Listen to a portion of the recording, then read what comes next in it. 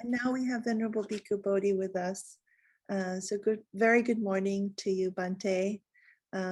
So delighted to have you again share in your precious time, very, very precious time and energy in illuminating this profound text, the Comprehensive Manual of Abhidharma. And so we are very blessed to have a weekend, Labor Day weekend, couple hours each day and studying with Venerable Bhikkhu Bodhi. I'd like to now turn it over to him to begin this program. Okay, so welcome everybody. Good morning, good afternoon, perhaps some good evening, depending on where you are. Yeah, before I start actually presenting the material, I want to clear up, there was a bit of confusion in the way the program was scheduled, that on these 3 days, today, tomorrow, the day after, I'll only be giving 1 2-hour session. On the other Abhidharma days, when I'm just teaching on one day, then I have 2 sessions per day, a 2-hour session on the East Coast from 1 to 3, then a second session from 5 to 7 p.m. On the West Coast, it is 10 a.m. to 12 noon, and then 2 to 4 p.m. But to do 2 4-hour sessions crammed into one afternoon, 3 afternoons in a row, it's rather tiring. So please have compassion for me.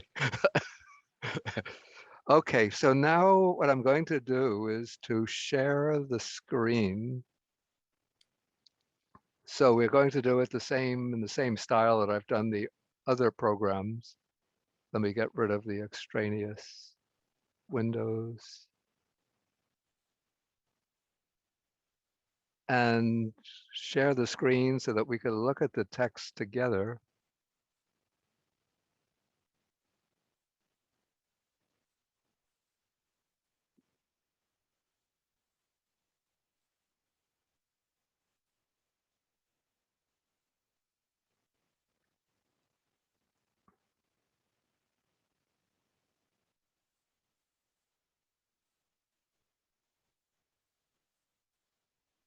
Okay, you should be seeing the window with the chapter 5 of the comprehensive manual. Is that appearing? Yes, it is, Bante. Okay. Let's make it a little bit bigger. Oops, too big.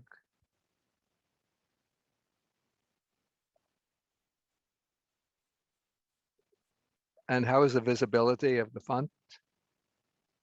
It's visible, Bante. Okay, so let's just sort of do a quick overview or review of where we are so far. The last session that we had, the beginning of August, we did what's called the cognitive process. That's the citta viti, the chittas or states of consciousness that occur within active processes of cognition. Now, in this chapter, the focus is going to be on what is called the process-freed, in Pali, viti mutta chittas. That is those chittas that lie outside the cognitive process.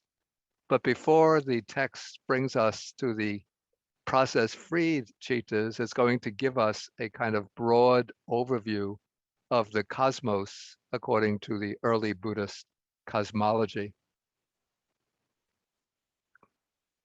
Okay, so now just the opening verse just says that now the compendium of the occurrence or the process of consciousness, it says at rebirth, but as we say in the guide, that even though the author specifies at rebirth, this chapter actually deals with process-freed consciousness in the other roles of bhavanga and death.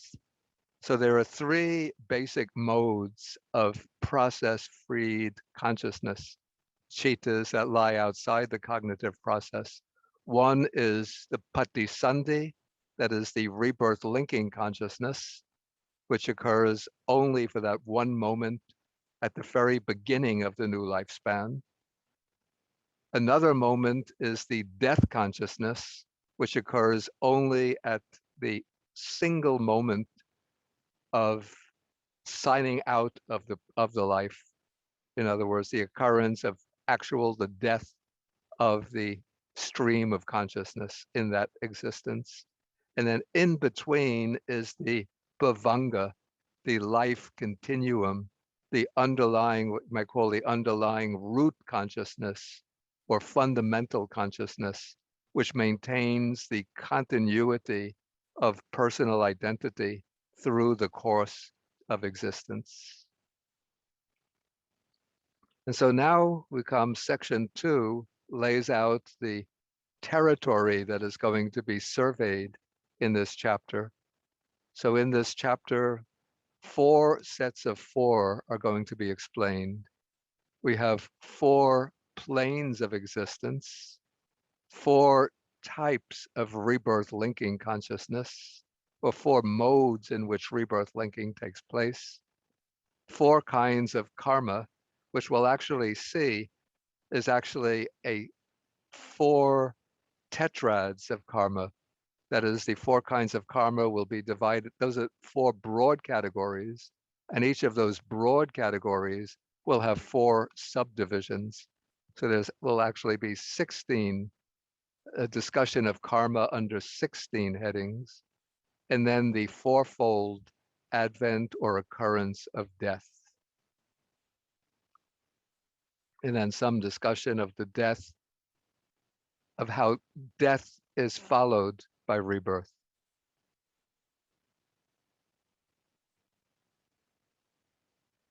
Okay, this we could maybe come to a little bit later.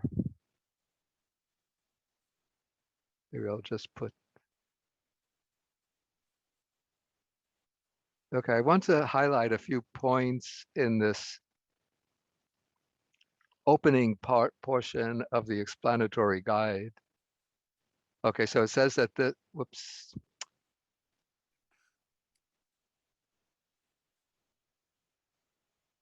Okay, that this, sometimes when they improve these programs, they actually make them more troublesome than the earlier version. Okay. Okay, so the chapter will open with a survey of the phenomenal world. It'll chart the different planes of existence and the various realms within each plane. And this is an important point from the standpoint of the Abhidharma, or even more broadly, I would say, from the standpoint of Buddhism as a whole, beginning even from the Sutta teaching of the Nikayas. The so-called external universe is in a way a reflection of the internal cosmos of the mind, in that there's a correspondence between the different realms of existence and different states of consciousness, so that the structure of the outer universe with its different planes of existence registers in sort of manifest form the different levels or gradations in the states of consciousness. And from the standpoint of early Buddhism, this doesn't mean that the outer material world is just a purely illusory and that the only thing that's real is mind. We could say that the outer world is, in a certain sense, real and does possess a kind of objective existence. But the outer world is always, for Buddhism, it's a world apprehended by consciousness and within consciousness. And this is the important point, that the type of consciousness determines the nature of the world that appears. So that the hierarchical structure of these different realms of existence models and corresponds to the hierarchical structure of consciousness. And so the way this works out is that living beings are born into this or that realm of existence because they've generated in a previous life the karma that leads into that realm. So karma creates a volitional force that propels consciousness into a particular realm, and that realm into which consciousness arrives is the realm appropriate for the volition that has generated rebirth. So we could say almost that the different realms of existence are, maybe we could say that they're solidifications of the volitional potentials within consciousness. So I say that in the final analysis, all the realms of existence are formed, fashioned, and sustained by the mental activity or volitional activity of living beings. But at the same time, the realms are not purely subjective, since they provide the stage or the platform for consciousness to continue to function in a new personality and under new circumstances. So as we're going to see, each realm is attuned to a particular type of rebirth consciousness, that consciousness which will become the bhavanga or life continuum, flowing on through the entire course of existence until death. And so we have, basically we could say that karmas fall into three broad categories: karma pertaining to the sense sphere or desire realm, karma pertaining to the fine material or form realm, karma pertaining to the formless or immaterial realm. And so each of those realms appears or manifests because of the karma leading to rebirth into those realms. And so there's a sutta in the Anguttara Nikaya, Book of Threes, Sutta number 76. The Buddha says, karma is the field, consciousness is the seed, and craving is the moisture for the consciousness of beings to be established in a new realm of existence. And the realm of existence might be either low, that's the sense sphere realm, middling, the form realm or material realm, or superior, the formless or non-material realm. Okay, so now we're going to begin the actual overview of the cosmos. And so to keep things within the scheme of groups of four, the Abhidharma, the manual of Abhidharma speaks of four planes of existence. So there's the apaya bhumi. Here the translation used the woeful plane. I don't quite like that word. I think I just kept it from an earlier translator. Maybe I would call it the plane of misery or the unfortunate plane. These are the planes of the bad states of rebirth. And then there's the sensual or sensuous, blissful or fortunate plane. And both of these actually belong to the sense sphere plane or the desire plane. So they're just two subdivisions within the sense sphere plane. And then we have the fine material plane and the immaterial plane.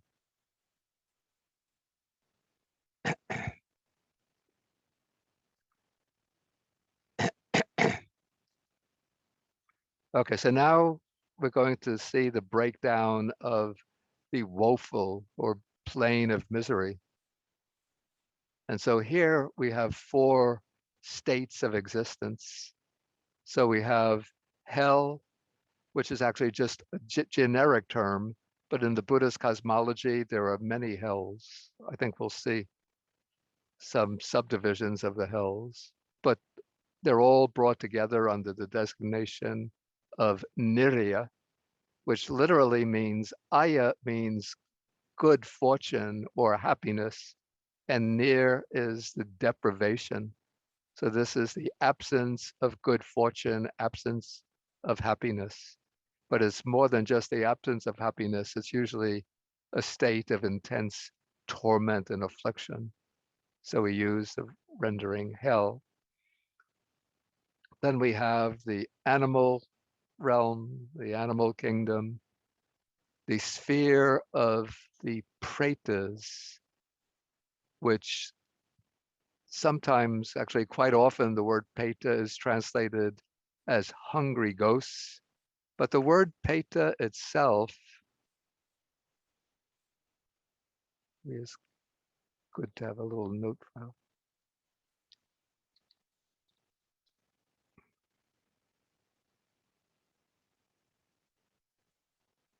The word peta itself is derived from the verb peti, which means to depart. And so peta was originally just the past participle of this verb, meaning those who have departed. So just like when you ask, you might speak about a relative, you say, my uncle has departed.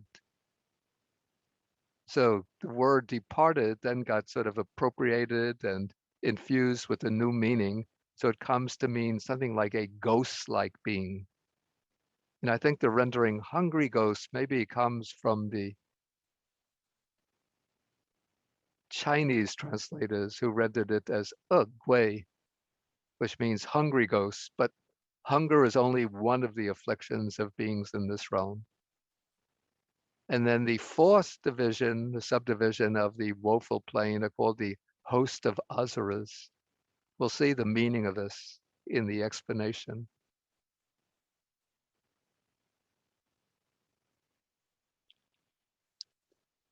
So actually the word apaya and the word niraya actually are almost, if you take the literal meanings, they're almost synonymous. Apaya means devoid or deprived of happiness, and niraya means the absence of happiness. But apaya is a broader term covering all of the bad destinations, whereas niraya refers only to the lowest plane of existence, and that is the place of the most intense suffering. And so it's said that in the niraya, the beings have to suffer the results of their the heavy evil deeds bring rebirth into the hell realms, and then they have to suffer the results of those evil deeds through the entire course of their life without even a moment's relief. And then the commentators, probably even some of the early texts, canonical texts, speak about the subdivisions of the great hills. So we have different names of them.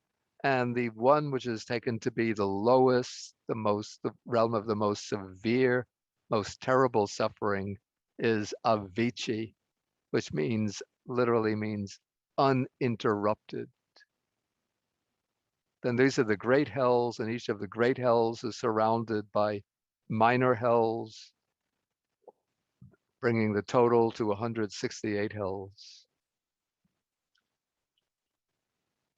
Okay, then there's the animal realm or animal kingdom,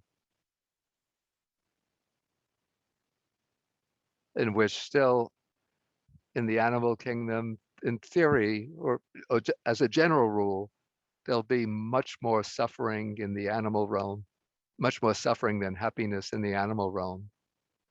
But even though some animals have it pretty good, like pet dogs and cats can have their meals provided to them, full meals every day, they have a nice bed. If the animal gets sick, the owner might take them to a veterinarian for treatment. Even when they die, they get a nice funeral. Whereas sometimes human beings go hungry, don't have homes, don't have any kind of health coverage. But still, because the animal realm doesn't provide the opportunity for spiritual growth, so it's considered a bad destination. Then the sphere of the pretas. So these are the beings that could be tormented by strong hunger, thirst, and other afflictions from which they cannot find relief. And it's said here that they have no world of their own. They inhabit the same world as human beings. This is what it said, that they live, but they live in forests, bogs, cemeteries, or maybe even they can inhabit the homes of human beings and appear to them from time to time. So people say that they see a ghost or detect the presence of ghosts. That would be pretas. But I think maybe in other texts, Petavatu, that it seems that they do have some kind of realm of their own in which they live. I'm not so sure about that. Okay, then come the asuras. And this is a little bit puzzling here, because in the sutta texts, when we see the Buddha speak about the bad destinations, always he speaks about three bad destinations. The three are the hells, the animal realm, and the pretas. And the suttas speak about the asuras, but in the suttas, we see that the asuras inhabit a section of the Tavatingsa Deva world, heavenly world. And the asuras are depicted as being constantly being in conflict with the devas of the Tavatingsa heaven. And so in that sense, the asuras are kind of titanic beings, um, almost like a kind of violent warrior being. And so the commentaries have to explain how the asuras get to be assigned to the bad destinations. And so what they say is that the word asura has two designations. One are those asuras in the Tavatingsa heaven who are always fighting with the gods. So that you could say those asuras would be reborn in a good destination, but under somewhat unfortunate conditions. Whereas in the woeful plane, the commentaries identify the asuras with a group of tormented spirits similar to the pretas, which seems to me to be a little bit not very convincing. Yeah, so I don't really know the explanation. Okay, now we come to from the bad destinations, now we come to the good destinations, the happy realms within the kama loka, within the world of sensual experience, the world of dominated by sensual desire. So the sensual blissful plane has 7 divisions: the human realm, and then we have the 6 sense sphere heavenly realms: the realm of the 4 great kings, the realm of the Tavatingsa heaven, that's the realm of the 33 gods, the realm of the Yama gods, then the Nimanarati heaven, that's called Nimanarati, are the gods who delight in creation. Actually, delightful realm is not such a good translation. Um,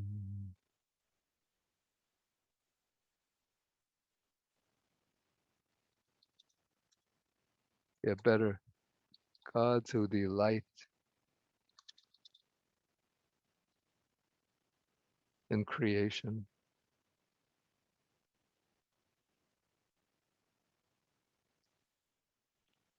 Wait. Oh, I'm sorry. I'm sorry. No. I'm sorry. I'm sorry. I got a little misled.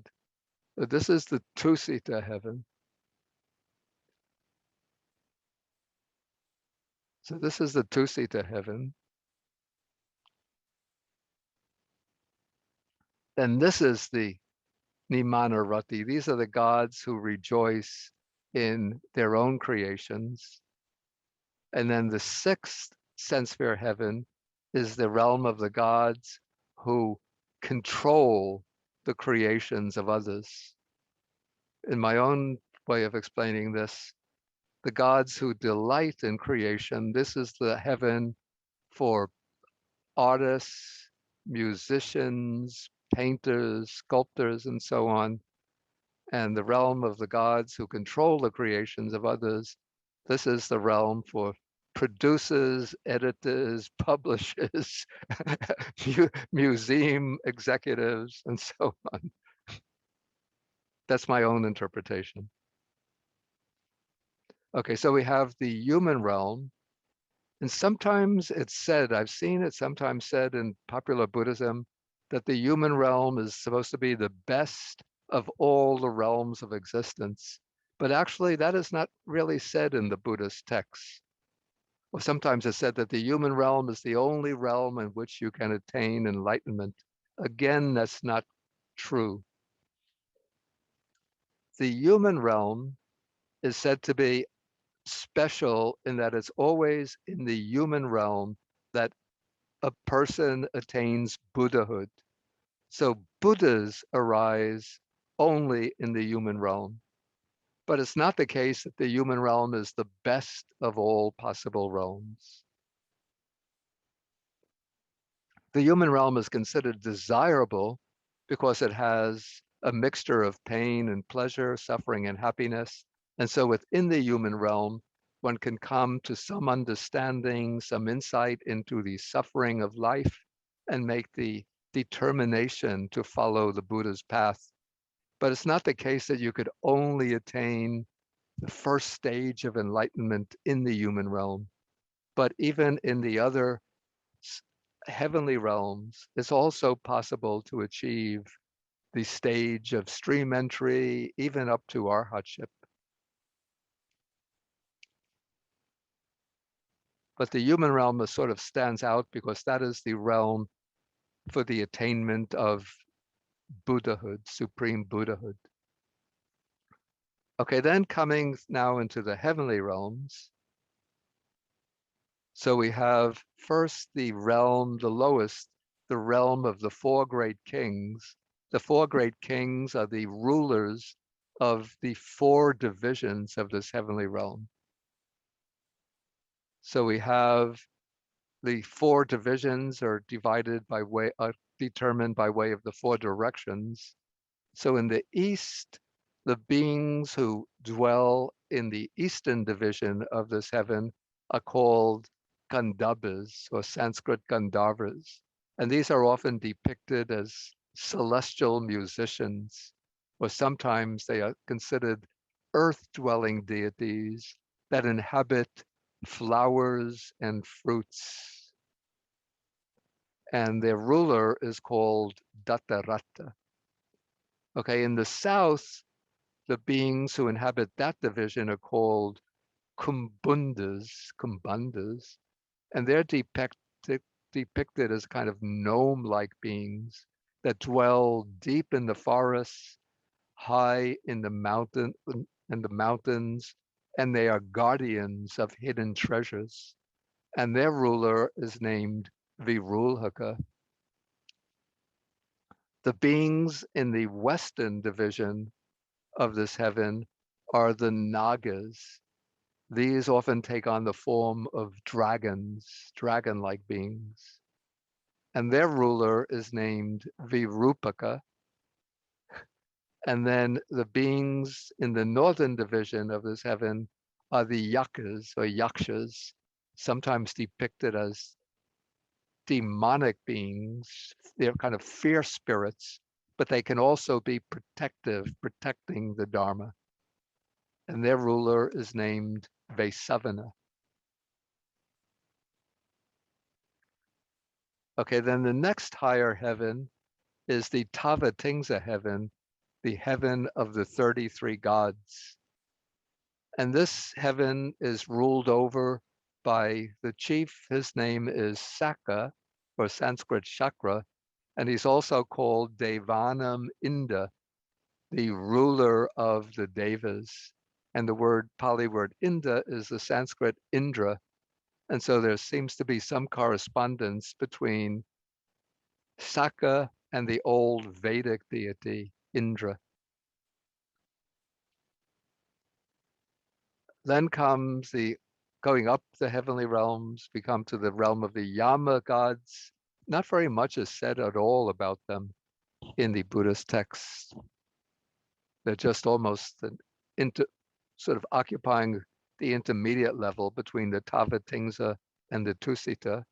Then comes the Tusita heaven, which is especially important because this is the realm, the abode of a bodhisattva in his last existence before attaining Buddhahood.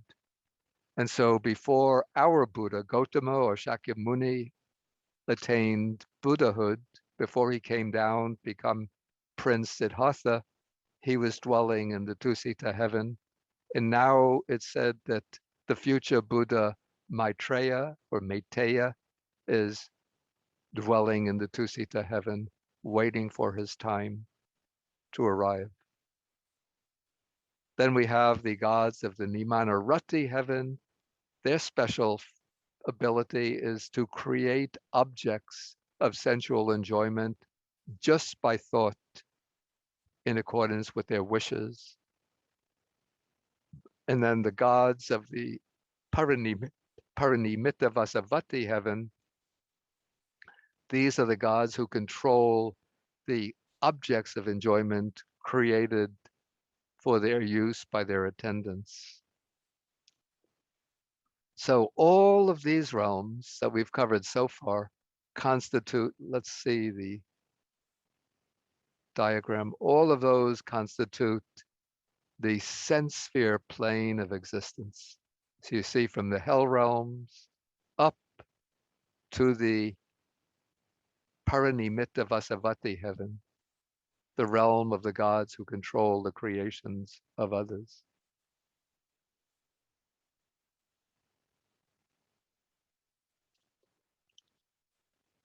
And then we go up to the next level. And now we come to the fine material plane of existence. And this has 16 subdivisions. So we have the first, and you could see that these realms of existence correspond to the jhanas. And originally within the sutta framework, the division would be by way of the 4 jhanas. So we have a first jhana plane, then we go a second jhana plane, a third jhana plane, and a 4th jhana plane. But then the Abhidharma created some complexity because they divide the second jhana in the sutta scheme into two jhanas, the second and third jhana.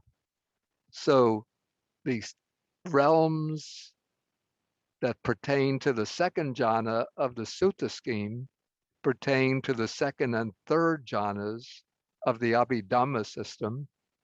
And the planes that belong to the third jhana of the sutta scheme belong to the 4th jhana plane of the Abhidhamma. And then the realms that belong to the 4th jhana in the sutta scheme then belong to the 5th jhana in the Abhidharma scheme.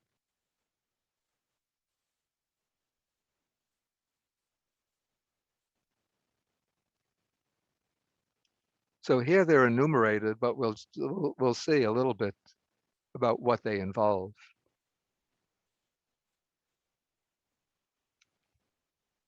Okay, so the fine material sphere, this is the realm of rebirth for those who have developed during their life one or another of the fine material jhanas and still possess that jhana at the time of death.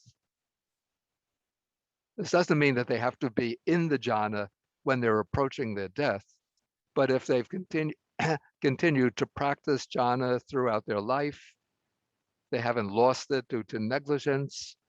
Then when death approaches, then that jhana will come to the surface and govern the rebirth process so that they take rebirth in the fine material sphere.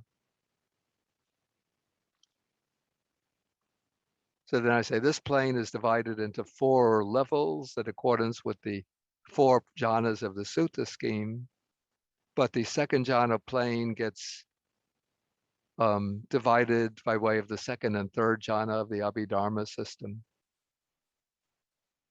Oh, I didn't do the subdivisions here, so we could just see them from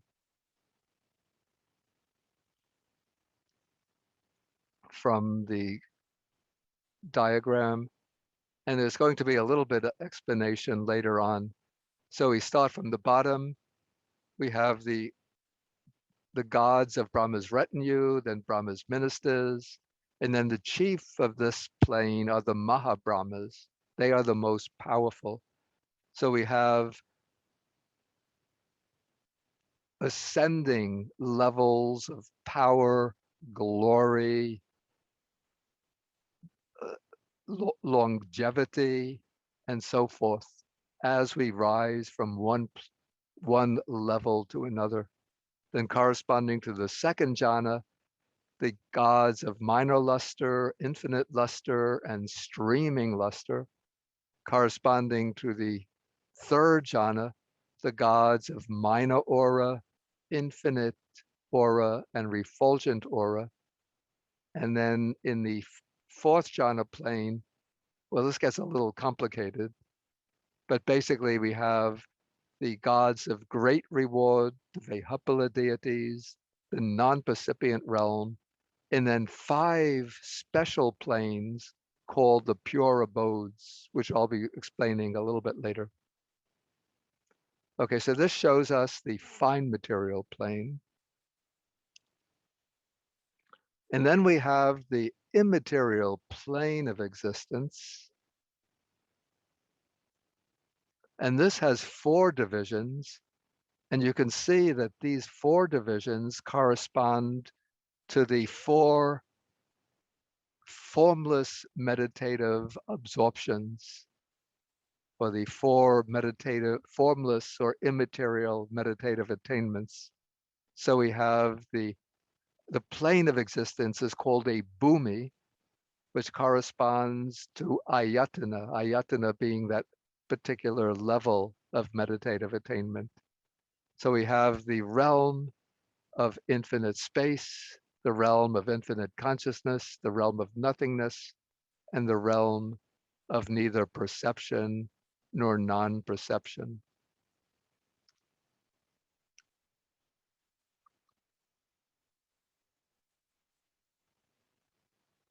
Okay, then the text here points out that in the 5 states that are called the pure abodes, there are no whirling stream enterers or once returners. In order, in order to be reborn into the pure abodes, one has to be an anagami, that is, a non-returner. But once beings are reborn into the pure abodes, they can attain arhatship within those states. And so within the pure abodes, you have both non-returners and arhats.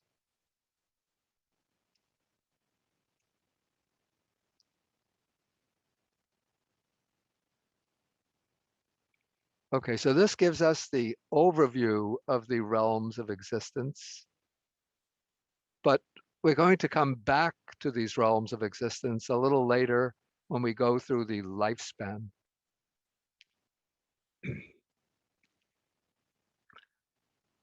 Okay, now,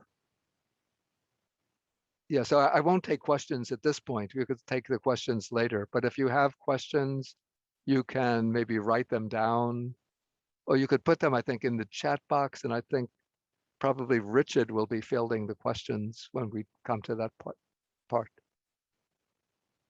Okay, now we're going to take the 4 types of rebirth linking.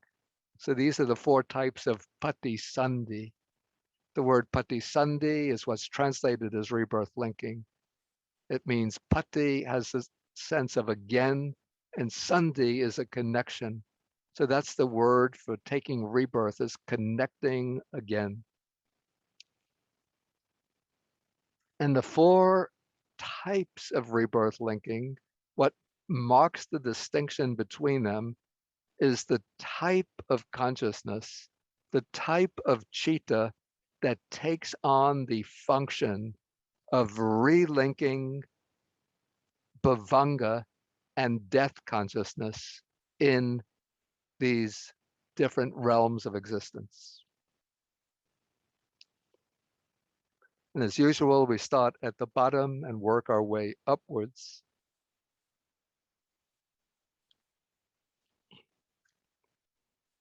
And so we start with rebirth linking in the woeful plane. Let's go to the bottom. So in these four bad or unfortunate states of rebirth, the citta that takes on the role of rebirth linking and bhavanga is the unwholesome resultant investigating consciousness, which is accompanied by equanimity. Remember what I explained last time? Or maybe this was in July, that one citta can take on multiple functions. And so the citta that takes on the function of investigating can also take on the function of rebirth linking. So strictly speaking, or technically speaking, the name for this citta will be the unwholesome resultant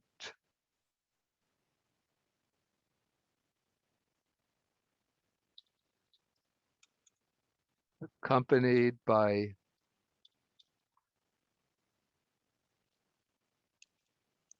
unwholesome resultant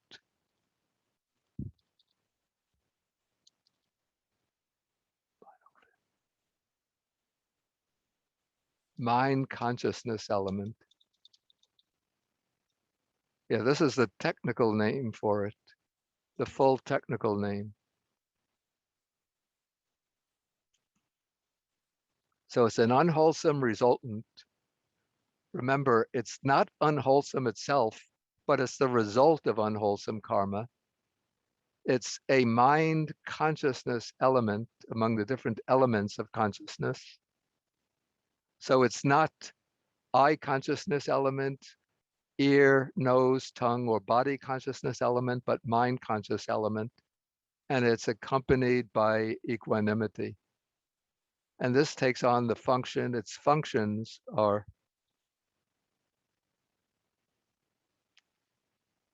investigation. I think it takes on the function of registration too. I'm not sure. I have to go back and check. But then it takes on the three functions of rebirth, bhavanga, and death.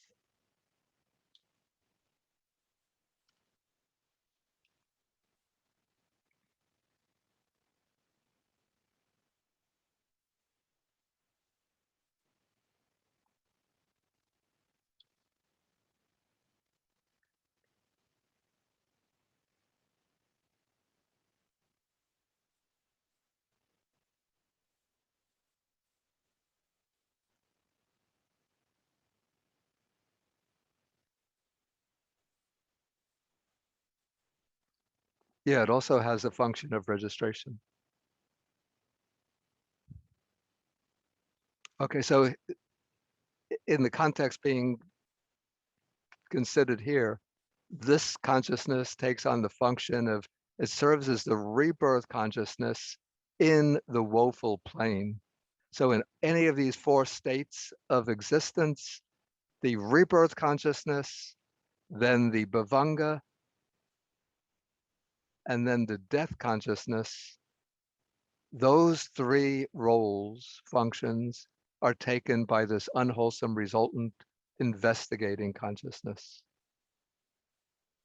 So for all four of those realms, it's that same type of consciousness, but the degree of suffering of the beings differs in accordance with the karma. Okay, then we move up to rebirth linking in the fortunate planes of the sense sphere, the happy destinations. Okay, so for human beings in the sense sphere realm who are inherently, innately lacking certain faculties, such as those already genetic, we would call these genetic defects, that they're born blind, not through anything that happens in the womb, but just by virtue of, let's call this, the fetus itself is inherently blind or deaf and so forth. So in those cases, the chitta that takes on the role of rebirth, of relinking death, life, bhavanga, and death is the wholesome resultant investigating consciousness accompanied by equanimity. So it's for those human beings who inherently lack certain faculties, and then some of the earthbound deities, and some of what are called fallen asuras. Okay, then for other beings in the sensuous, blissful plane, the 8 great resultants might take on the role of rebirth, linking, life continuum, and death.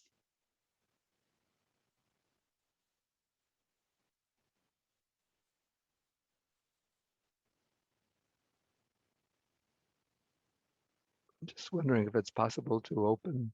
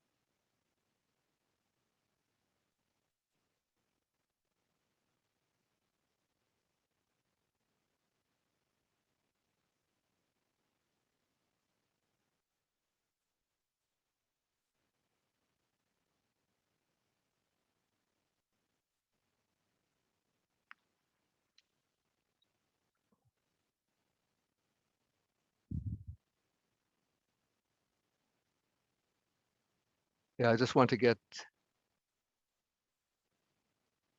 so we could see what those chittas are.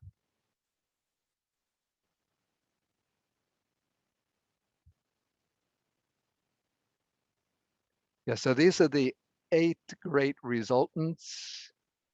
So we have 4 associated with joy, 4 with neutral feeling, then some are associated with knowledge, others dissociated from knowledge, some prompted, others unprompted. So those are the resultant chittas.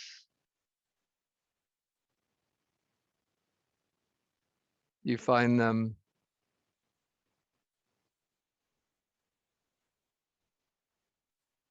yeah, in chapter 1, section number 14, you'll find them enumerated. So these chittas can take on this function, these resultant chittas, the function of rebirth, bhavanga, and death amongst all the beings anywhere in the sense sphere, blissful realms of existence. And so we have 9 comprising rebirth linking in the sense sphere, blissful plane, that is the investigating chitta, and the 8 great resultants. And then in the sense sphere, we take into account the rebirth linking in the bad destination. So we get 10 types of cheetahs that can take on the function of rebirth linking, bhavanga, and death consciousness. Yeah, then just to take some of the elucidation. So the commentaries explain that the expression here, born blind, refers to those whose rebirth consciousness itself is produced by a karma that, because of some defect in the merit, is incapable of generating eyes with the capacity for vision. It doesn't apply to those who, because of some accident or illness during the stay in the womb, come out blind. And similarly, in the case of those born deaf and so on.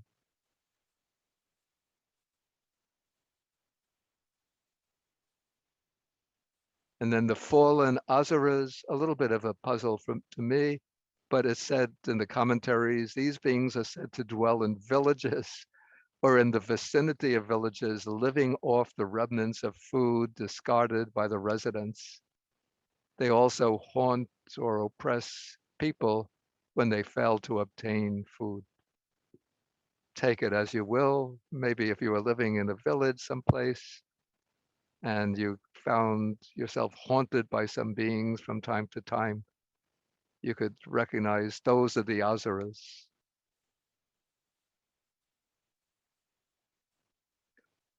Okay, now we come to the lifespan in the sense sphere plane of existence. Okay, so now the text tells us that for beings in the 4 bad destinations, there's no fixed or definite lifespan. So a being could be reborn in hell, and they can live in hell for, sorry to say, but thousands of years. Perhaps so for pretas. Animals, of course, we know that animals, their lifespan can vary from probably a few minutes to, I know, whales and elephants might have extremely long lifespan. Pretas, asuras, I don't know. But there's no fixed lifespan for the beings in these realms. And for human beings as well, the lifespan is indefinite. I mean, as far as we know, human beings, some can die in the womb itself or as soon as they come out from the womb. Others can live up to the age of 120, maybe even a little bit longer. And then according to the Buddhist text, the lifespan of human beings varies according to the moral nature of the period in which they're living.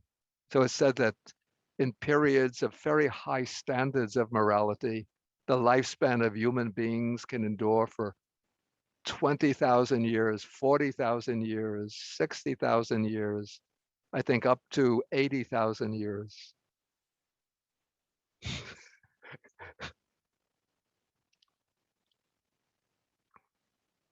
And then in periods when the morality declines, then the lifespan of humans can diminish even as short as 10 years.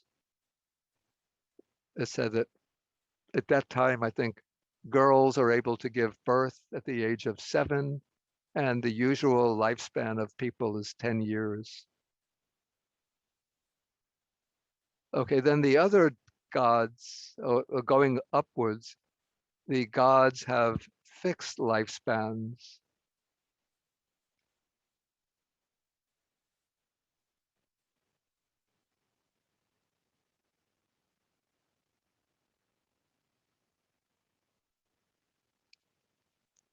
So the gods of the 4 great kings, their lifespan is 500 years. And according to human reckoning, that turns out to be 9 million years. We come to the Tavatingsa Devas, it comes out to 1,000 years, 2,000, 4,000, 8,000, 16,000. I had a chart someplace. Yeah, showing in terms of human years.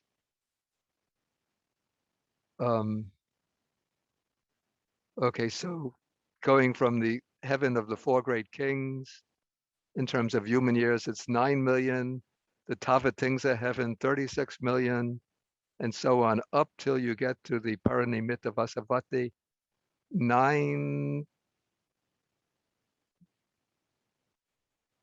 is this 9,206, 9,216,000,000 years, which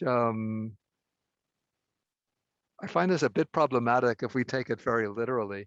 It would mean that if a person, let's just say that they are reborn into the Tavatingsa world, heavenly world, then they pass away from the Tavatingsa world and come back to the human realm. It would mean that 36 million years have gone by.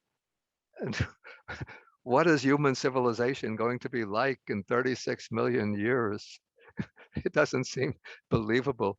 The way I would understand this, I wouldn't take this too literally, but maybe, if we take things like quantum theory and relativity theory into account, I'm not a physicist, but my speculation would be a person passes away as a human being, takes rebirth in the Tavatingsa world, where they live their full lifespan there. And maybe from one angle, from one perspective, it's 36 million human years. But when they come back into the human realm, maybe it's like a dozen years have passed. Yeah, I just don't know. But these are the figures given in the text.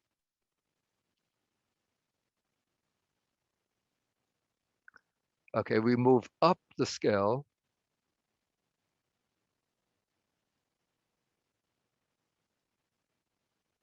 Okay, now we come to the rebirth into the fine material sphere. And rebirth into each of these planes comes through the resultant jhana chitas corresponding to that plane.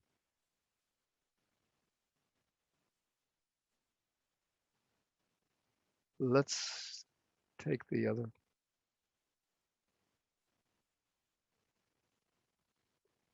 And so from this table, this is a table showing the fine material sphere chitas, the chitas corresponding to the jhanas. So we have the first jhana. So when you attain the jhana as a meditative absorption, that is done with the wholesome chitta. But there's the resultant chitta corresponding to the first jhana, and that is the chitta that performs the functions of rebirth, bhavanga, and death in the planes of existence corresponding to the first jhana. Similarly, with the second, third, fourth, and fifth jhana. And so the first jhana resultant occurs in the first jhana plane by way of rebirth linking, bhavanga, and death. Similarly, the second jhana and third jhana resultants in the second jhana plane, the third jhana resultant in the second jhana plane. Wait. Oh yeah, the second and third jhana resultants in the second jhana plane, the fourth jhana resultant in the third jhana plane, and the fifth jhana resultant in the fourth jhana plane. So those resultant chitas in table 1.5, those are the chitas that perform the function of rebirth linking, bhavanga, and death in the fine material sphere of existence.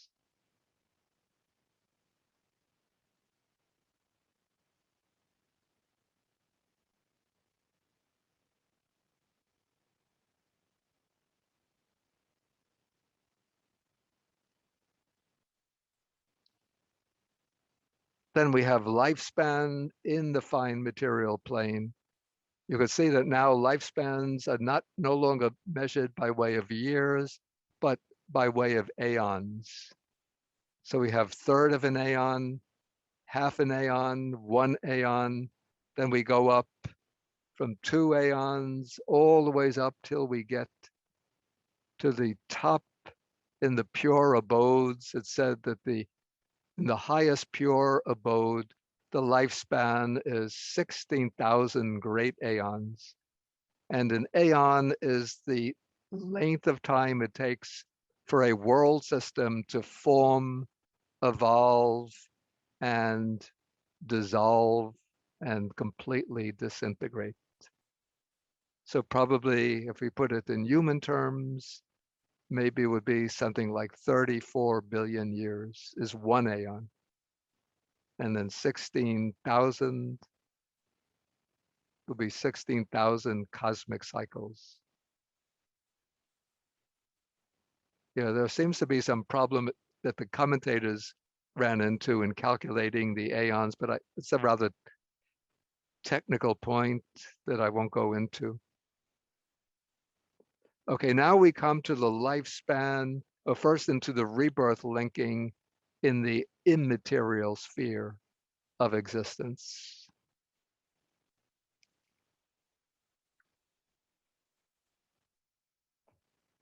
Okay, so in the immaterial sphere, the resultant citas corresponding to the immaterial meditative attainments, those citas perform the functions of relinking, bhavanga, and death in their corresponding plane of existence.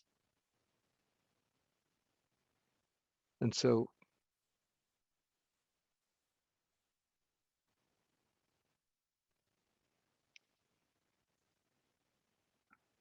here we have the 4 immaterial sphere citas, you could see, and there's the wholesome. That is the citta that occurs when one attains the meditative absorption in one or another of these immaterial attainments, the base of infinite space and so on. But corresponding to each of those meditative attainments, there is the resultant citta. And it is these resultant cittas that perform the functions of rebirth, bhavanga, and death in the corresponding plane of existence. And so they are the rebirth linking cittas in the plane of infinite space, infinite consciousness, nothingness, and neither perception nor non-perception. And their lifespans go from 20,000 great aeons at the lowest to 40,000, 60,000, and then you get a special bonus if you achieve neither perception nor non-perception. You would think logically you would go to 80,000, but maybe a sort of extra bonus points to encourage you, you get an extra 4,000 great aeons. So it comes out to 84,000.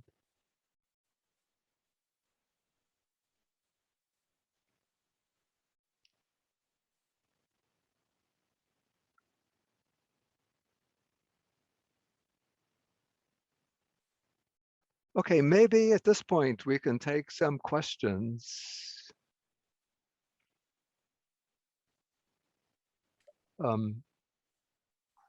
Richard, did you want to? Yes, Banty, forgive me. I was just turning on my mic. Can you hear me okay? Yeah. Okay, there's a lot of questions actually. So let's go. Firstly, a general question about Bhavanga. Is this concept present in the 7 books of the Abhidharma, or is it a later development? One finds the Bhavanga, I believe it's mentioned a few times in the last book of the Abhidharma Pitaka called the Patana. It's mentioned in the Patana, and I think it's a necessary concept to make sense of what is going on within the scheme of the Patana. Thank you, Banty. Second one, the fine material rebirth is a lesser rebirth than human rebirth. Is this a reason not to practice jhana meditation, since jhana meditation causes a fine material rebirth? No, I don't think I ever said that the fine material rebirth is lesser than human rebirth. Is that what the question is? Well, in a sense that you can only become a Buddha from the human realm, but if you practice jhana, you'll be reborn as a fine material being. Yeah, the Buddhas, it said, only arise in the human realm, but that's because the Buddha has to become a teacher for devas and human beings. And so in order to be able to teach human beings, a Buddha has to arise as a human being.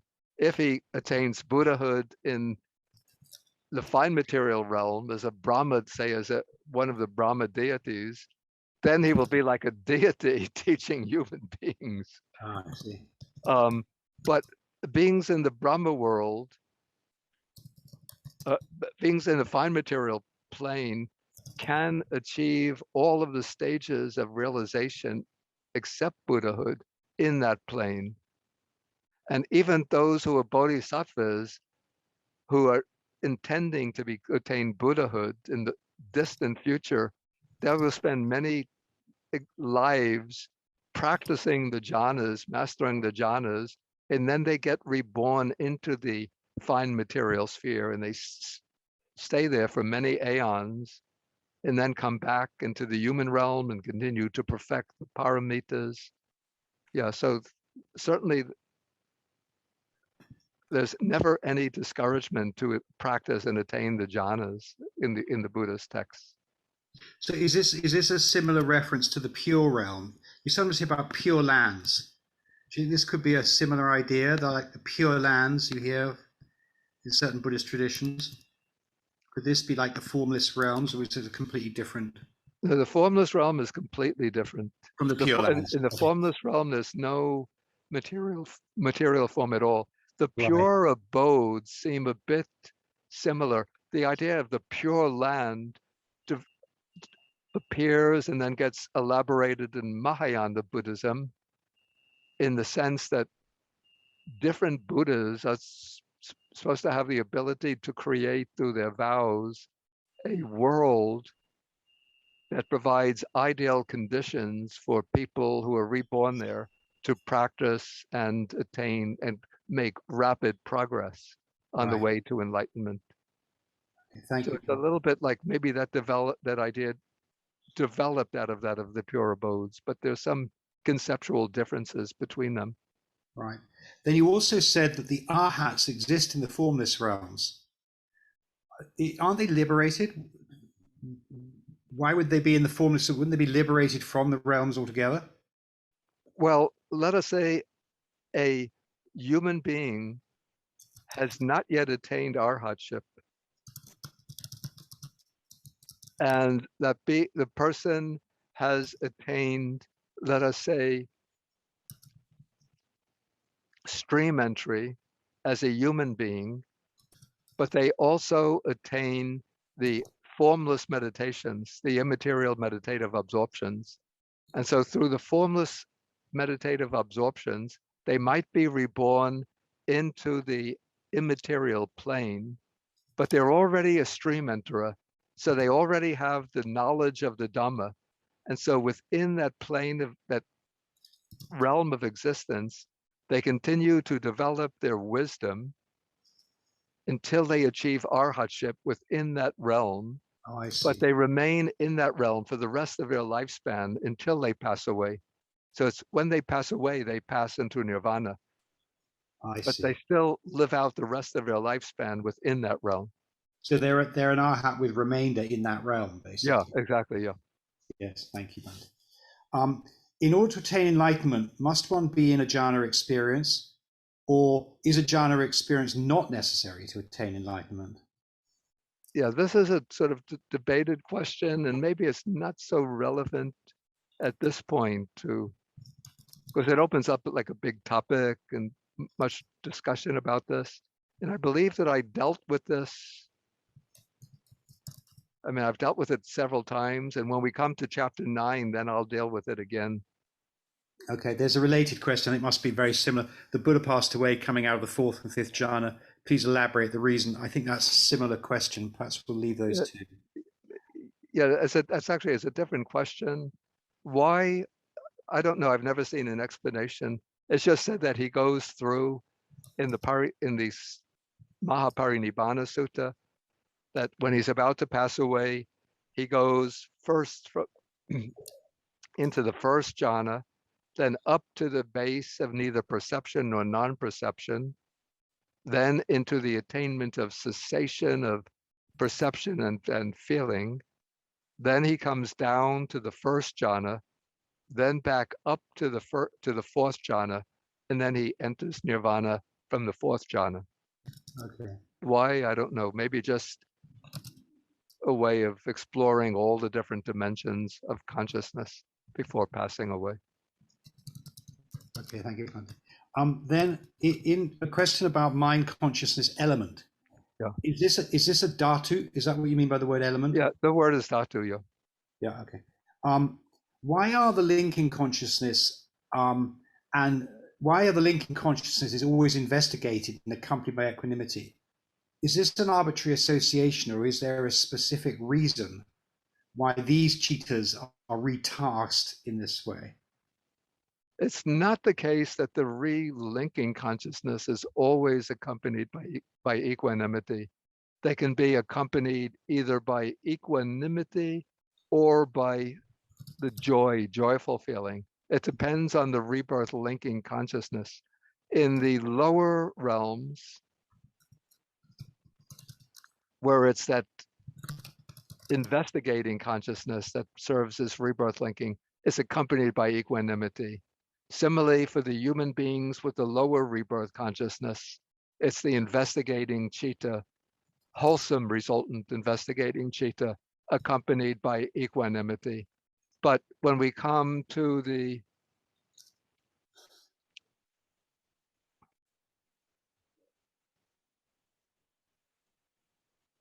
sense sphere resultant cittas that perform the full role of rebirth linking, you could see 4 of them are accompanied by joy or happy feeling.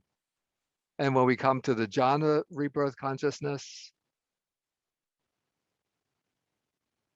also the lower 4 are accompanied by happiness, by joyful feeling. Yeah, so it's either equanimity, either neutral feeling or joyful feeling.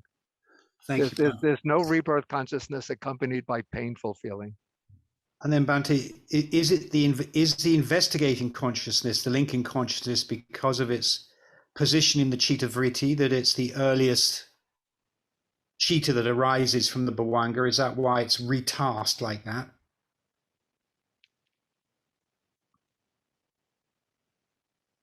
The first of the investigating consciousness is not the first consciousness to emerge from the bhavanga. The first one that emerges is the 5-door adverting consciousness. Mm-hmm.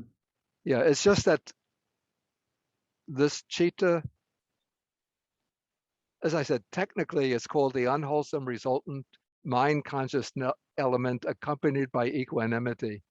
And it's just a matter, I don't know, of chance or by the way things work out or by the way the early formulators of the Abhidharma allocated functions. So they allocate the function of investigating to that citta, as well as the function of rebirth, bhavanga, and death. But there's no connection between investigation and rebirth as such. It's just that, again, to use an analogy that I used in an earlier class, the neurosurgeon who's also the coach of his town's Little League baseball team. Yes. You know, somebody might be exploring, what is the connection? Is it because he's a neurosurgeon and he's in some way concerned with the neurological development of the young boys that he coaches their softball team? But that would be like barking up the wrong tree. There's just no connection. It's just that he likes to coach the softball team. Yeah. Then there's a lot of questions about moments. Firstly, how long is a moment? What's the idea of a moment? Of a mind moment. Yeah. Sometimes the commentaries say that in the snap of a finger or a flash of lightning, thousands of cheetahs' mind moments go by. Okay. I don't think that anybody has ever made the attempt to measure the duration. Maybe we'll get, in a few thousand years, we'll have instruments fine enough to measure the duration. Okay.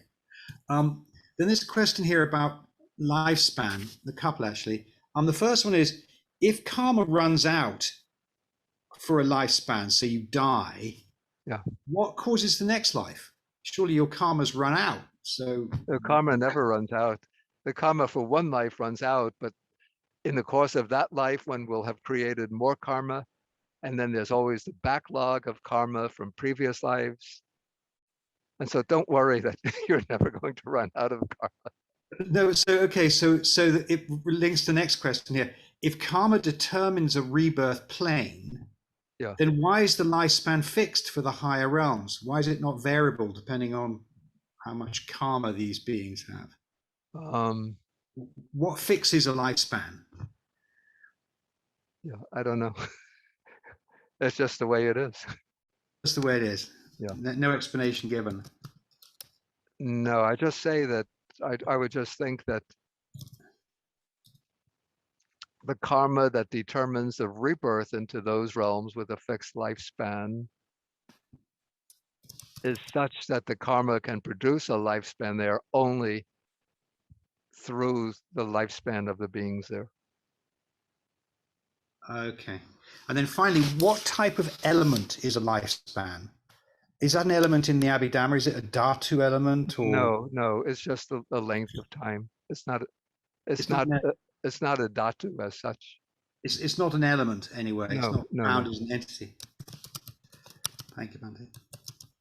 Then we've got questions about the gods. How do the gods of the Hindu religion differ from the gods of these sense sphere heavens? Did the Buddha acknowledge the existence of the Hindu gods? Are they the same gods?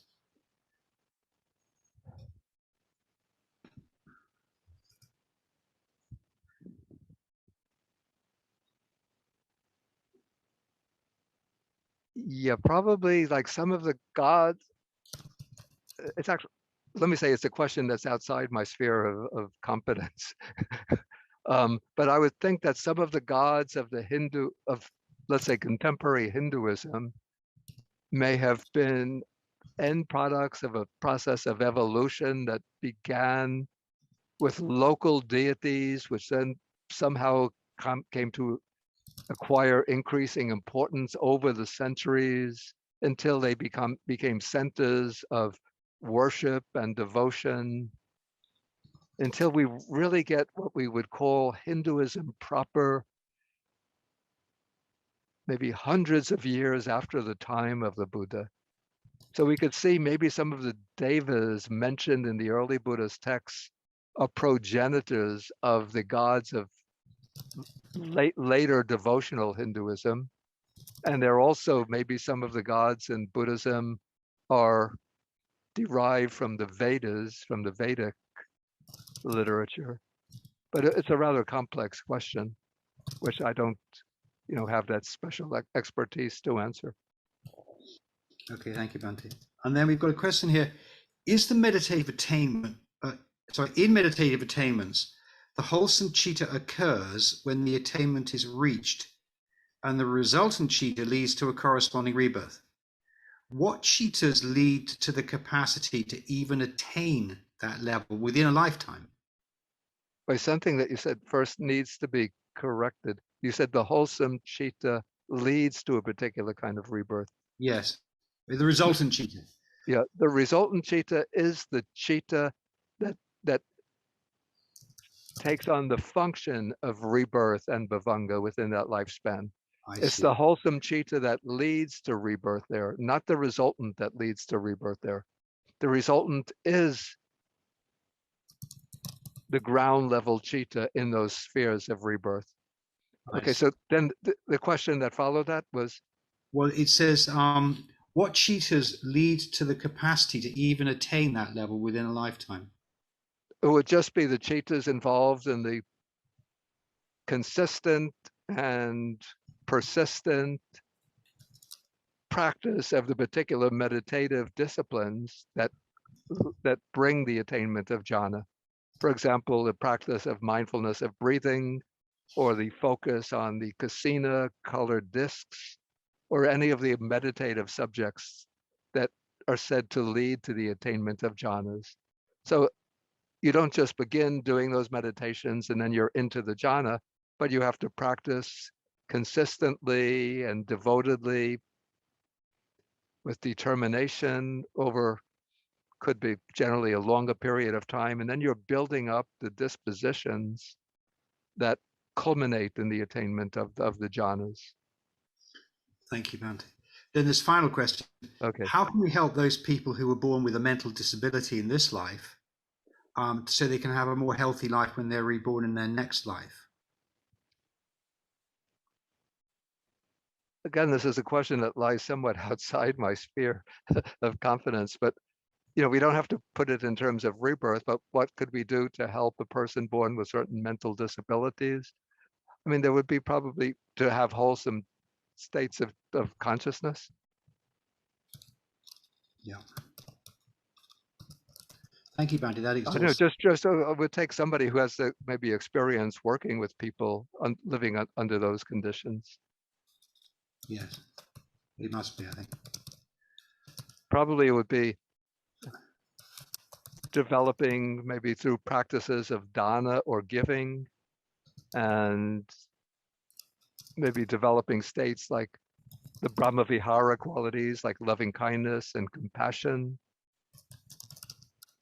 And that would create the disposition for more positive states of rebirth consciousness in the future. Thank you, Bhante. And there's one last question. Can you discuss the divine eye?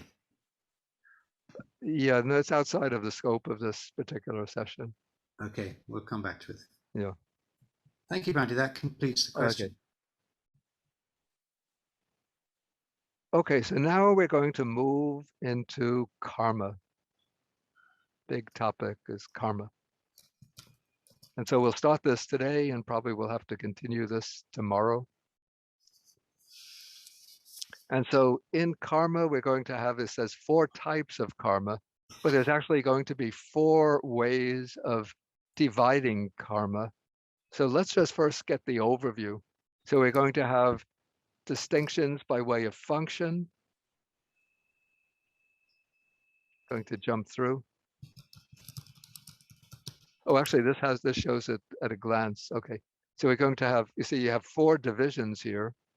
So we have divisions by way of function, in which there are 4 by way of the order of ripening, 4 by the time of ripening, how these karmas ripen, 4-fold division, then the place of ripening, again, a 4-fold division.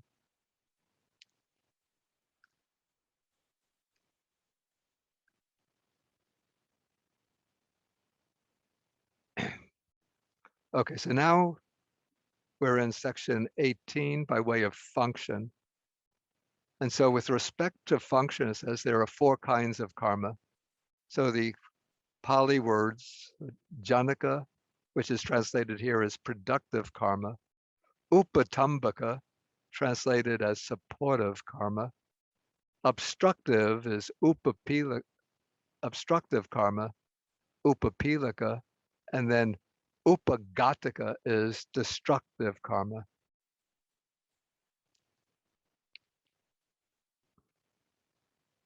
Okay, so first I say some general words about karma. So the word karma literally means action or deed. But according to the Buddha's teaching, it refers to volitional action. That is action that expresses volition. And this is based on a statement from the sutta, where the Buddha says, it is volition that I call karma, for having willed, one performs an action through body, speech, or mind. So actually there's, in a sense, two nuances of the word karma. Sort of the narrow, more technical sense is the volition itself is karma. But that has to be interpreted in the sense that it is the volition that is responsible for karma. So then karma will refer to the actions themselves occurring either through body, through speech, or remaining internal in the mind.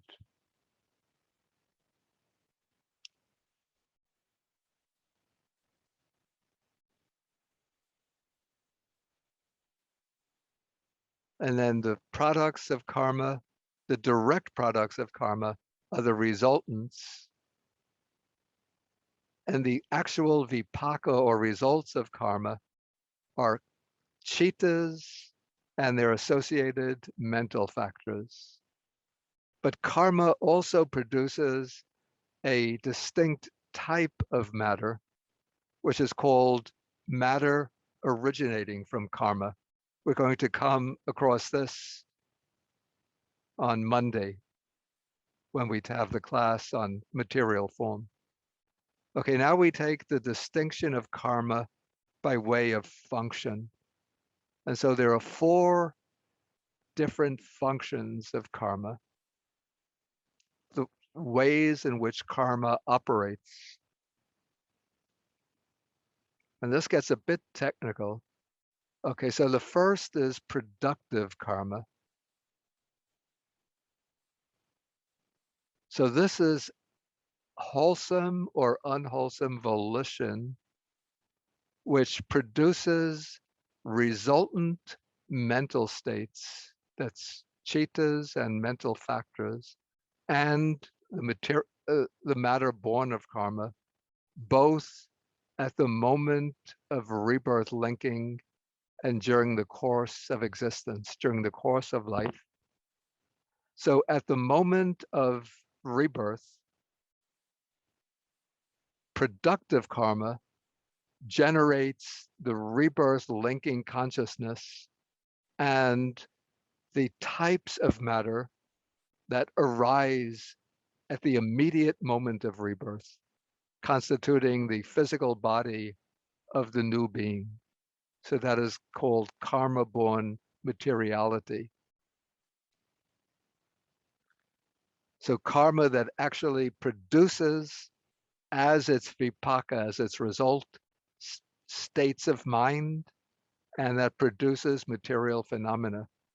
And then during the course of life, productive karma, this is the function of karma in producing resultant chittas and producing the karma-born materiality sustained throughout the course of life. This will be, as we'll see later, the material form of the sense faculties that produces sexual determination, sexual in the sense of being male or female, that's in the sense of sexual desire, and that produces the heart base. The heart base, if you remember, is the material form in the region of the heart that acts as the material support for mind and mental activity.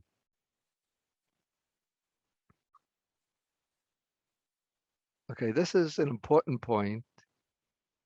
The text says, only a karma that has attained the status of a full course of karma can perform the function of producing the rebirth consciousness.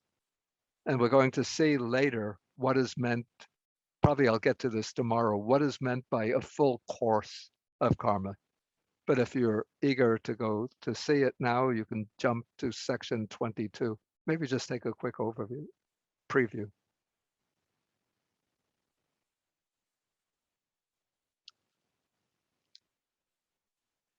Yeah, so we have the unwholesome courses of karma,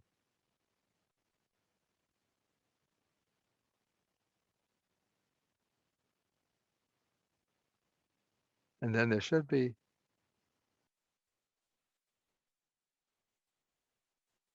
And then actually it should be 24 for the wholesome courses of karma. So those are the full courses of karma.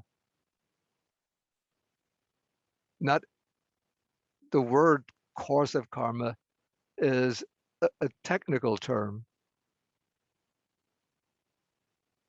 And so not every karma is a full course of karma, but a full course of karma is a karma which completes the function of the original action, which meets the aim of the original action. And this is the karma that can take on the role of producing rebirth linking. But all wholesome and unwholesome karmas, without exception, can produce results in the course of life.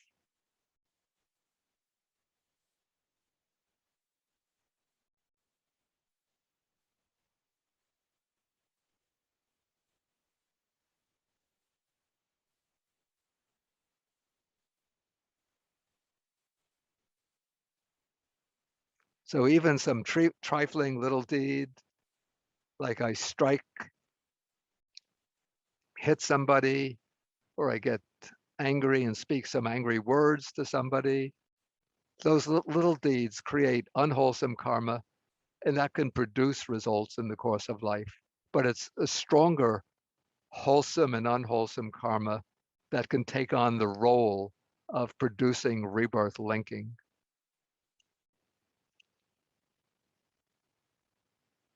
Okay, now supportive karma is karma that does not get the chance to produce its own result. But when some other karma is exercising the productive function, this karma supports it, either by enabling it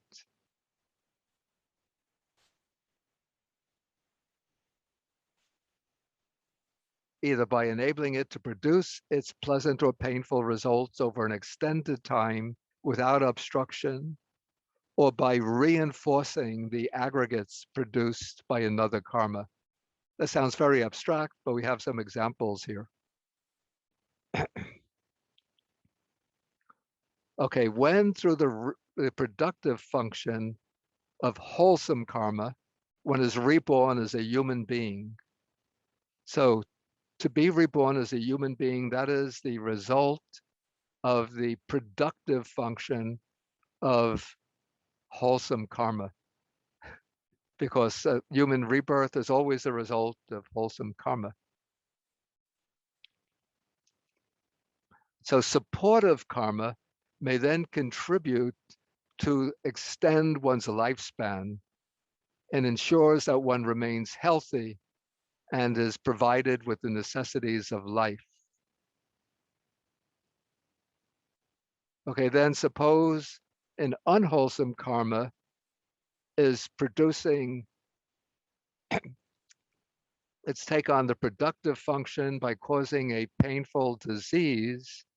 In that case, the unwholesome karma may take on the supportive function by supporting that unwholesome karma by preventing the medicines from working effectively, thereby prolonging the disease.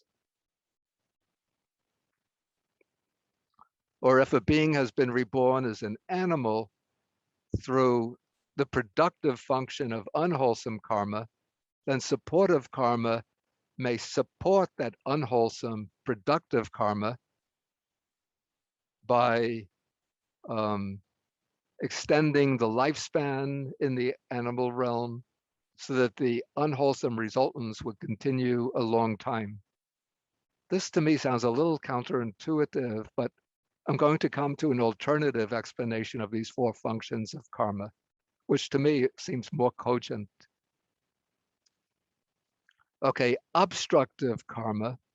Again, this is karma that doesn't produce its own result, but obstructs and frustrates some other karma countering its efficacy or shortening the duration of its results. Okay, let us see. So we have a productive karma that may be strong at the time it's accumulated, but the obstructive karma directly opposed to it may counteract it so that it is impaired in producing its results. This is a little confusing to me. I just took this out of the commentary. Okay, a wholesome karma might tend to produce rebirth in a superior plane of existence, but it might be impeded by an obstructive karma so that it generates rebirth in a lower plane. In that case, it's still the wholesome karma is producing rebirth in a desirable plane of existence, but in a lower desirable plane than the original karma. Okay, so human rebirth is a good result. It's a good plane of rebirth. So here we have a karma tending to produce rebirth among high families. This is in the ancient Indian caste system. It might tend to produce rebirth among high families, among the warriors or Brahmins, but it might produce rebirth among low families in India amongst the Shudras or the outcasts. Karma tending to longevity might be impeded by obstructive karma, and so it might instead produce shortness of life. Karma tending to produce beauty might, so that's the productive karma, but then the obstructive karma operates so that that productive karma then produces a plain appearance, and so on.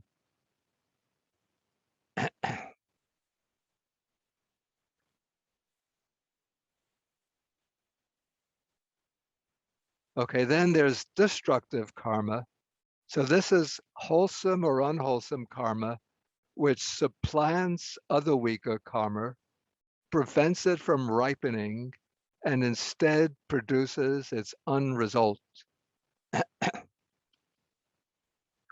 And so the usual example of this is somebody might be born as a human being, and the productive karma might have destined that person for a long lifespan, but then there might be some destructive karma from the past which arises and gets the opportunity to ripen and brings about a premature death.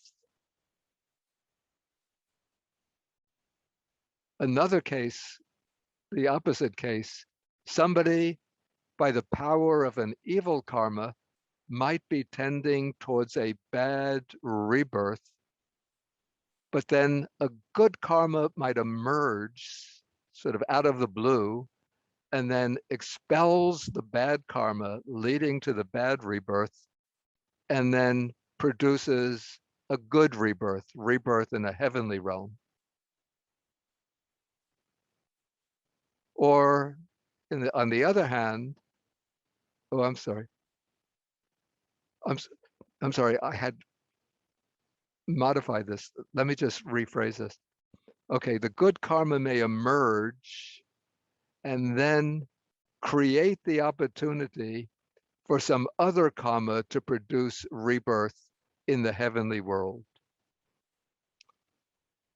So the destructive karma, in this case, destroys the bad karma that's tending towards a bad rebirth, but the destructive karma doesn't have the productive function, but it blocks the bad karma and it creates the opportunity for some good karma to arise and take on the productive role and bring rebirth into a good destination, into a heavenly world. Or just the opposite case, a person might be heading towards a good rebirth and he'll get the sign of the good rebirth, but then a bad karma might arise and cut off that good productive karma, and it creates the opportunity for some other productive karma to arise and generate rebirth in a bad destination.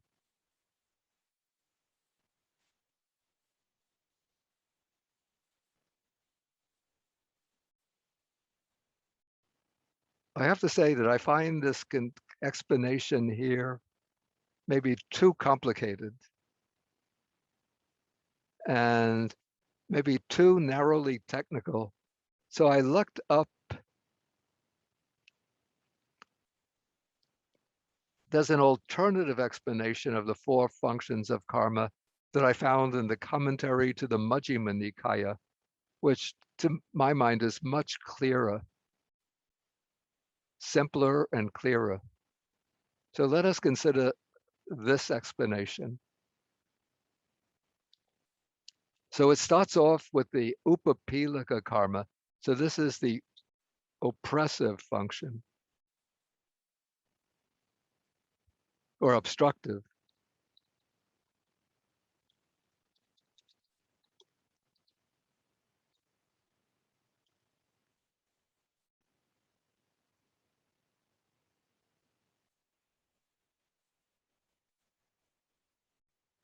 So it gives the example.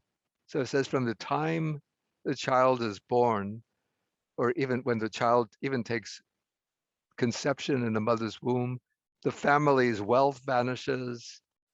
It's appropriated by kings and by others. The cows don't yield milk. The bulls become violent. The cattle are afflicted by illness. The servants don't obtain one's commands, and so on and so on. Even food and clothing become hard to obtain, and so on. Okay, then the destructive function of karma. So this is one born with a karma tending towards a long lifespan, but then some destructive karma comes along and cuts off the lifespan. And the commentary illustrates this with it uses the example of an archer shoots an arrow into the sky, and the arrow is heading towards its target. But then somebody else shoots an arrow which hits the arrow shot by the first archer, and it hits that arrow in midair and brings it down to the ground. So that's like the destructive function.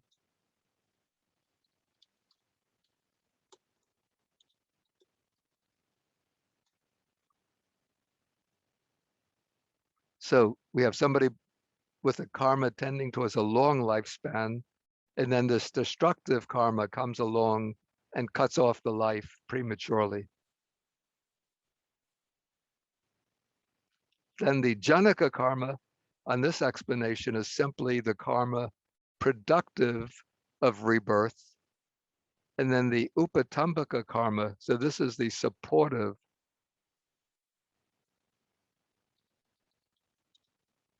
function.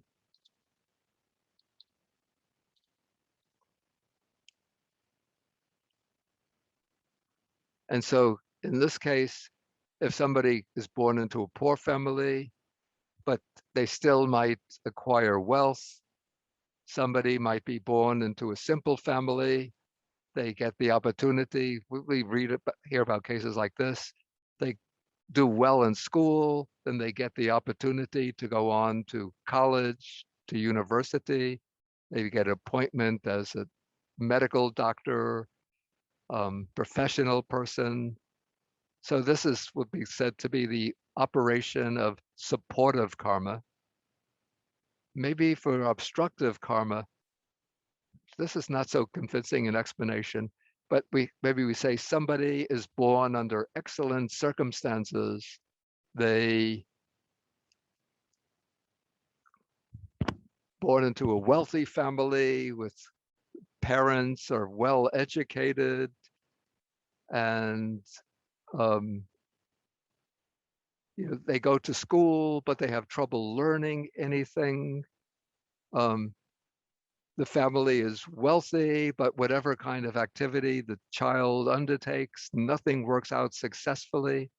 So in this case, it seems that even though there are good supporting conditions, but everything is failing and turning out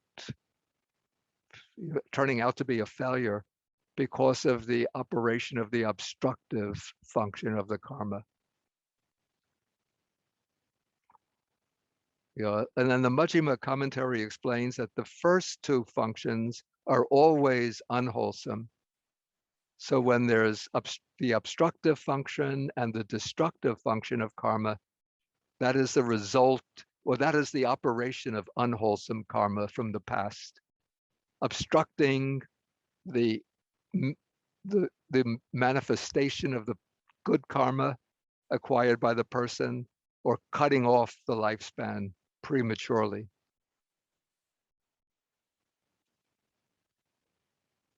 And the productive karma, the karma that causes rebirth, can be either wholesome or unwholesome. And the supportive karma is always wholesome. So in this case, contrary to the explanation in the Abhidharma manual, the karma that is supporting other karma is always producing desirable results. And so therefore it's always the operation of wholesome karma.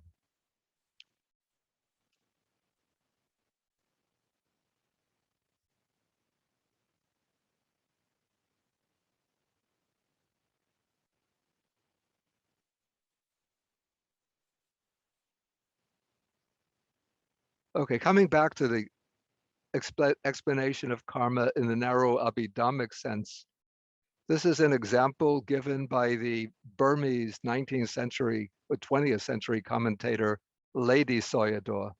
So he gives an example of how intentional killing creates karma that can exercise all four functions. Okay, so we have one person takes the life of another person. So as long as that volition of killing does not get the opportunity to ripen, it could exercise any among the other three functions. It may support the ripening of other unwholesome karma. So other unwholesome karma gets the opportunity to take on the productive function, causing undesirable results in the course of a lifespan. Or it might obstruct the ripening of wholesome karma. So if the person who has committed the act of killing has wholesome karma, which is starting to ripen in the form of success in various ways, getting what is desirable, this karma might cause the failure to occur rather than the success. Or this karma of killing might cut off entirely the wholesome karma. So it could lead to even to like a premature death on the part of the person who has committed the act of killing.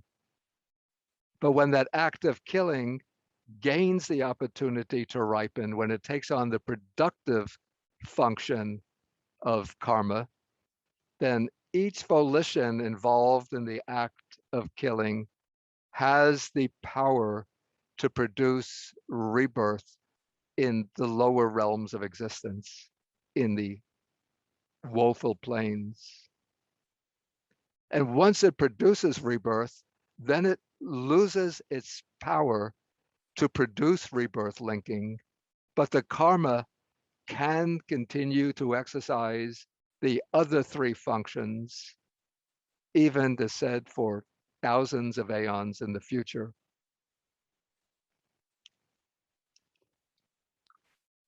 Okay, maybe at this point I could take on some questions, and then we'll leave the Yes, Bhante. the remaining discussion of karma till tomorrow. There are four questions that have come up so far Okay. on the karma. Okay. First thing about the heart base. There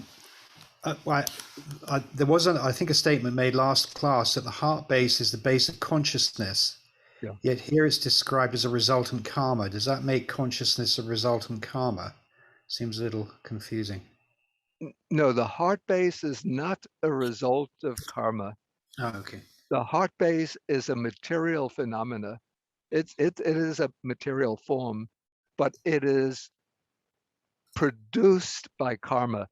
There's a distinction between matter produced by karma and resultants. The term resultants technically refers only to citta, that is to mind states and mental factors arising through the ripening of karma.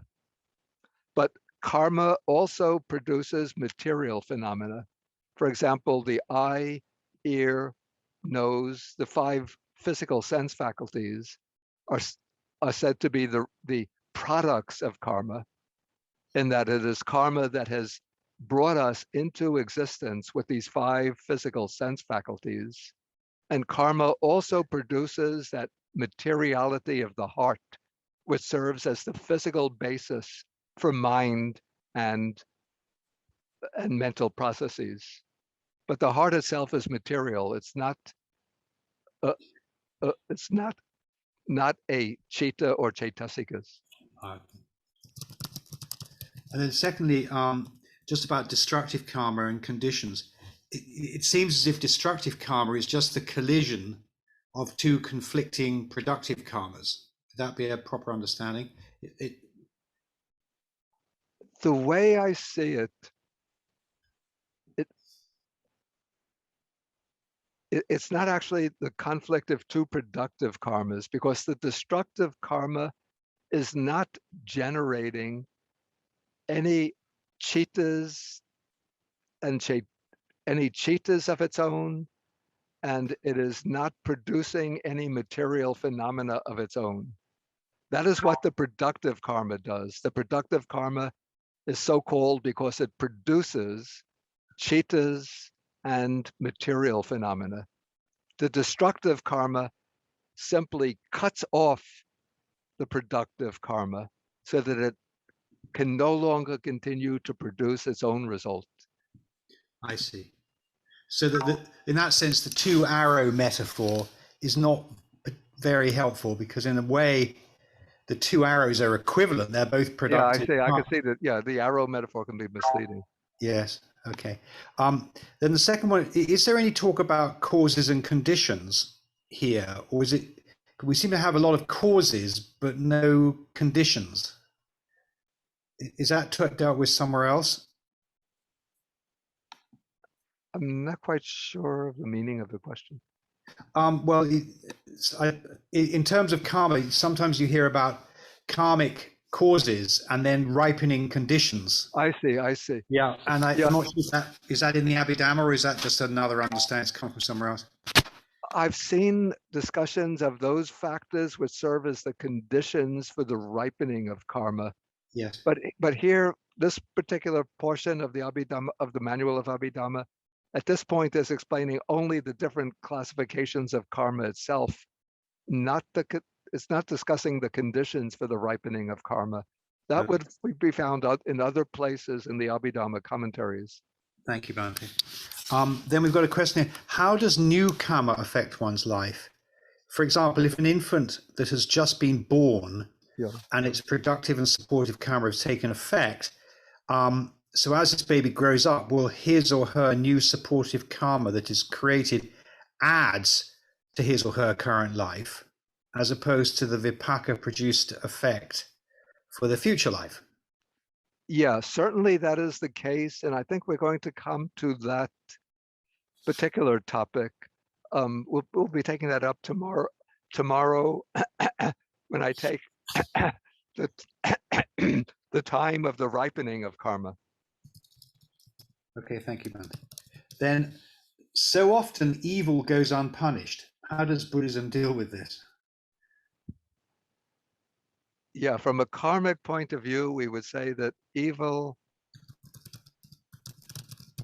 never really goes unpunished. But first let us say that the results, but I have to add, evil karma generally, as a general rule, will meet its retribution.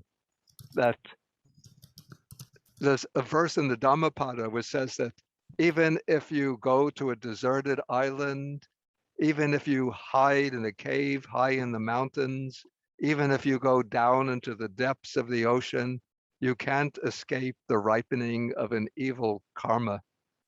So karma will always, even if you escape punishment here from the temporal authorities, but the karma is stored up sort of in the deep strata of the mind, and you always take your mind with you. So wherever you are, that karma will get, if it meets with the conditions, it will ripen and bring the appropriate unwholesome, undesirable results. But I have to add to that also the statement, the clarification that the results of karma is not actually punishment.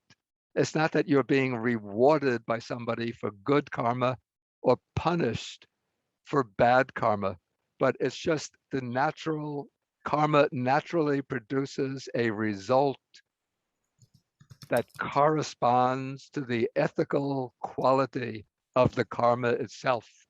So that unwholesome karma naturally will produce suffering and misery and undesirable circumstances as its result.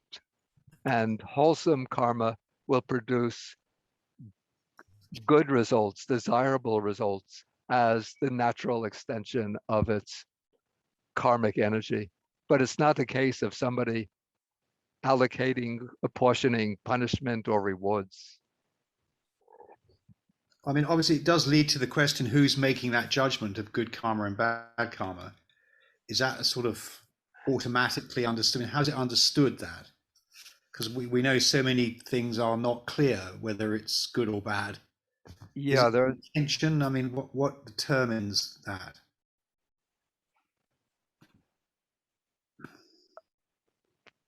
I would say that what maybe two sets of criteria lay down in the text that determine whether karma is to be seen as unwholesome or wholesome. One criteria are the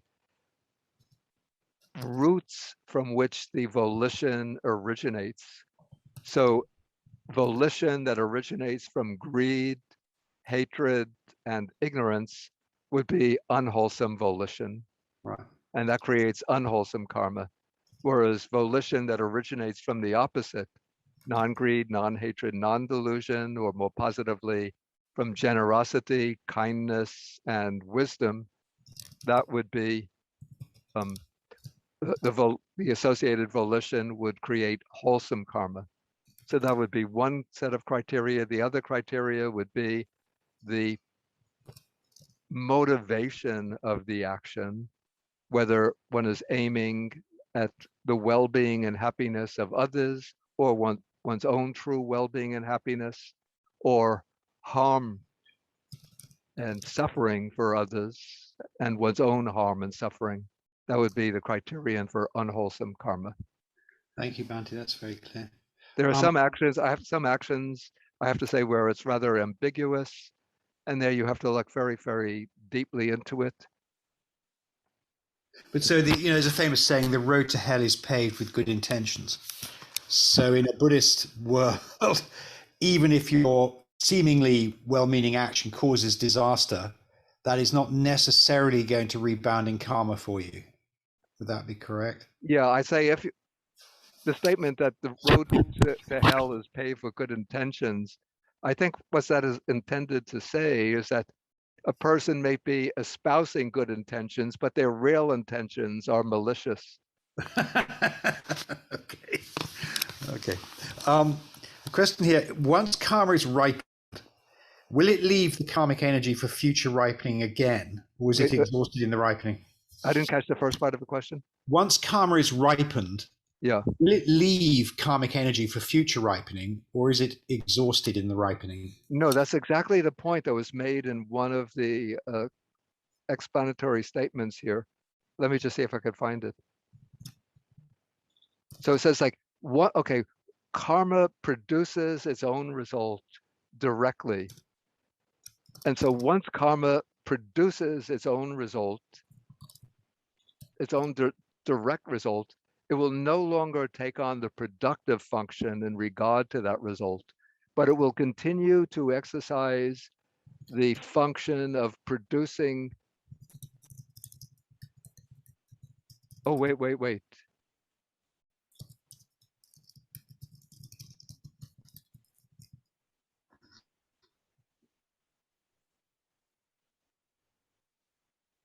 Oh, I'm sorry.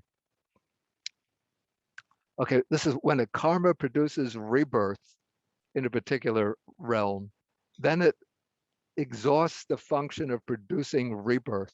It will no longer produce rebirth in the future, but it will continue to produce results during the course of that existence. And it will produce results during the course of existence, and also exercises the other function indefinitely into the future. And there's a sutta in the Majjhima Nikaya. This is the sutta number 135, called the Discourse on the Analysis of Karma, where the Buddha says that somebody takes life, they're given over to taking life. And so when that karma produces its direct result, it will bring the rebirth into a hell realm. But then after the person emerges from the rebirth in hell and comes back into the human realm, that karma will continue to operate and can cause shortness of life within the human realm. So it continues to exercise that function even after it produces its rebirth producing result. Thank you, Bhante. Would eating of meat and fish be part of killing? Oh my God. Yeah, I didn't want to get into that particular, I know, sorry, but it's just an yeah, expression. that could go on for forever, this discussion. But strictly, Buddhism does not require vegetarianism. It's not obligatory, as long as one is not directly responsible for the death of the animal oneself. So if one eats meat or fish which is served at a meal, or even if one purchases from a shop the flesh of an animal that's already been killed, from the standpoint of early Buddhism, that's not creating unwholesome karma. Nowadays, there are some people that will argue, well, when you order meat from a shop, that is creating the incentive to keep the meat industry to keep the meat industry operating, and so in that way you will be responsible for the death of other animals. I don't want to get entangled in those arguments that can go on back and forth, but Yeah. just it's enough to say that the texts of early Buddhism don't require vegetarianism, and they don't hold that the consumption of meat entails committing the act of killing. But the interesting question there is, isn't it because the food was all given? It was dana. So in a sense, there's no purchasing going on. Or is there actually specific reference to purchasing meat rather than being given meat? Well, there are passages in the text where a lay disciple will go out and purchase meat in order to offer to the Buddha and his disciples. And the Buddha doesn't tell that disciple, wait a minute, don't go to the shop and buy meat. All right.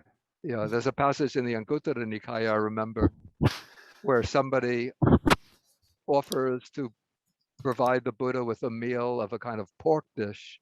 And he asks whether the Buddha would accept it. And the Buddha says yes. All right. Okay, then finally we've got here, I understand that taking life, I understand that taking life always creates unwholesome karma, but is taking the life of animals equivalent to taking the life of a human being?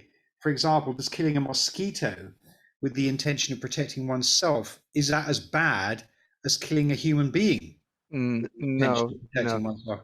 no. In the commentaries, there's a sort of gradation of the weight of the unwholesome karma involved in killing of different types of beings, living beings. So, I mean, maybe mosquitoes and dogs and and cows will raise some objections to the Buddhist commentaries, but they say that human beings, because they have a more highly developed moral sense than animals and certainly than insects, so taking the life of a human being is karmically much heavier than taking the life of an animal or an insect. But of course, they say to observe the precept of non-killing, one should not take the life of any being, but still there's a difference in the moral weight. Right. Very good. Thank you, Bhante. That's everything. And we've just gone over 12, so that's perfect. So I'll Okay, hand back to Wama. okay. So then we'll end for today, and then we'll resume the discussion of karma and the rebirth process tomorrow. Thank you again, Bhante.